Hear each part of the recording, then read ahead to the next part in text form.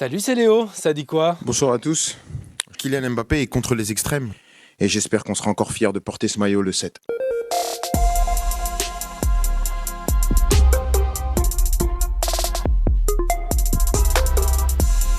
Ah, ça va être un début d'Euro particulier ce soir pour les Bleus. Autriche-France à 21h dans un groupe D déjà dominé par les Pays-Bas. Elle a volé le but de Wout Weghorst et ça fait 2-1 pour les Pays-Bas grâce au buteur d'Hoffenheim. Qui ont arraché la victoire hier face à la Pologne. Pour moi, on va gagner, ça va être difficile, mais on va gagner façon Deschamps 1 ou 2-0. En tout cas, ces supporters français n'attendent que ça pour oublier un peu l'actu. Les européennes, toutes les guerres qu'il peut y avoir, ça fait un peu de bien d'avoir un peu de sport et de faire ça entre parenthèses. Ça peut être un moment de sympathie, surtout par les temps qui courent. Ça va nous changer les idées. Eh ben c'est raté. Tu peux pas penser à autre chose, non? Non!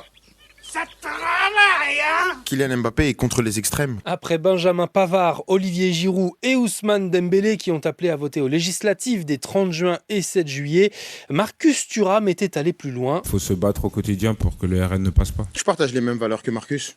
Je parlais de valeurs de mixité, de tolérance, de respect. Bien sûr que je suis avec lui. Mais Kylian Mbappé, lui, ne nomme jamais le Rassemblement national. Il dit bien qu'il se range du côté de son coéquipier. Mais en même temps, il parle des extrêmes. D'où cette relance d'un journaliste en conférence de presse. Tu ne fais pas la différence entre les deux extrêmes ? Non, parce que c'est des idées qui divisent. Et je suis contre la division. Et c'est un peu ce que disait Emmanuel Macron mercredi dernier. Nous avons des alliances contre nature aux deux extrêmes. Ce sont des extrémistes, n'est-ce pas ? Alors ce lundi matin, j'ai voulu faire une pause sur cette notion d'extrême. Qu'est-ce qui fait qu'un parti est dit d'extrême droite ou d'extrême gauche ?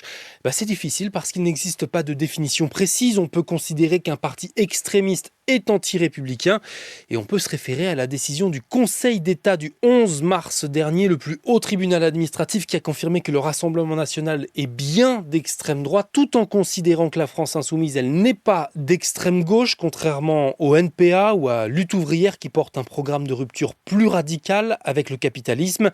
Du côté du RN, l'origine de certains de ces militants et les références idéologiques qu'on y retrouve remettent en question le caractère universel des valeurs républicaines de liberté et d'égalité.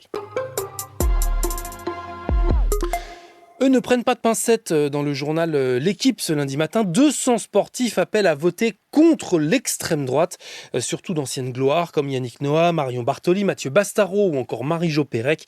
Ce ne sont pas les premiers à prendre une telle position. Des artistes l'ont fait, des festivals également, des youtubeurs comme Mister V, Lena Situation ou encore Squeezie ce week-end. À propos des footballeurs, le porte-parole du RN, Julien Audoul, s'est exprimé sur le réseau social X. Ras-le-bol de ces donneurs de leçons privilégiés qui prennent les Français pour des imbéciles. La campagne est maintenant officiellement lancée. Les dernières candidatures ont été déposées jusqu'à hier soir, dimanche minuit, en préfecture. Et donc, les listes complètes des candidats dans ta circonscription ne devraient plus tarder à être publiées. Dans le reste de l'actu, ce lundi, une collision entre un train de passagers et un convoi de marchandises dans l'est de l'Inde, dans le Bengale occidental. Alors, il n'y a pas encore de bilan à l'heure où j'enregistre cet épisode de Ça dit quoi, mais une ministre locale le qualifie de tragique.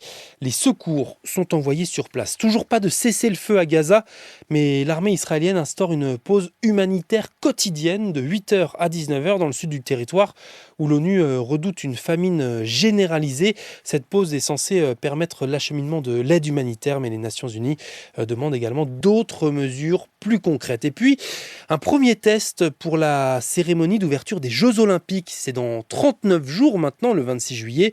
Et donc, 55 bateaux de plusieurs gabarits différents défilent ce lundi matin sur la Seine. Un test qui est purement technique pour les manœuvres et l'espacement des bateaux. Ça donne de l'espoir, forcément, aux organisateurs. Il n'avait pas pu être fait, ce test, au printemps dernier, à cause des fortes pluies et du débit du fleuve. On est sauvés! Bateau en vue! Et du bateau, emmenez-nous avec vous! Et puis avant le bac de philo, demain, coup d'envoi de 2 semaines d'épreuves pour les élèves de terminale. C'est pas encore les vacances pour les élèves de seconde. Il n'y avait pas le choix. Tout le monde doit faire un stage en même temps. Et du coup, il n'y a pas beaucoup de postes pour nous. J'étais obligée de choisir, même si ça ne m'intéressait pas trop. Des stages à la mi-juin, c'était une idée de Gabriel Attal lorsqu'il était ministre de l'Éducation.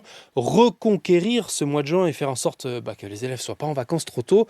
Sauf que sur les 560 000 élèves de seconde générale et technologique concernés, 30% n'ont pas signé de convention, soit 168 000 jeunes sans stage. Toutes les personnes qui ont un stage, c'est que des connaissances. Normalement, on doit rester au lycée pendant les 2 semaines, mais dans notre lycée, ils peuvent pas nous accueillir à cause du bac.